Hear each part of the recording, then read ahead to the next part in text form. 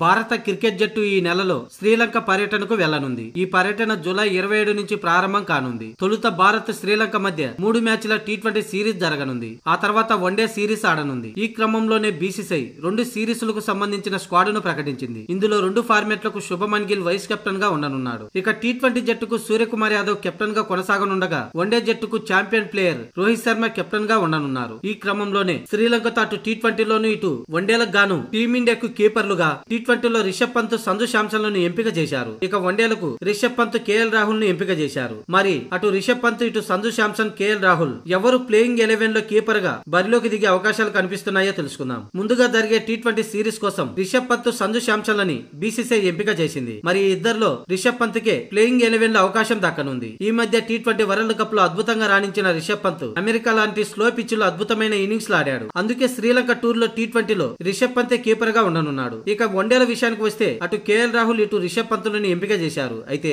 ఈ ఇద్దరిని ప్లేయింగ్ 11 లో ఆడించే అవకాశం ఉంది. కీపర్ గా మాత్రం రిషబ్ పంత్కే అవకాశం. కేఎల్ రాహుల్ బ్యాటర్ గానే పరిగణించే అవకాశం ఉంది. ఒకవేళ ఆల్ రౌండర్ అవసరం అనుకుంటే శివన్ దుబే రాహుల్ స్థానంలో బరిలోకి దిగే అవకాశం ఉంది. మొత్తానికైతే 2 ఫార్మాట్లలో కీపర్ గా ప్లేయింగ్ 11 లో రిషబ్ పంతే ఉండనున్నాడు.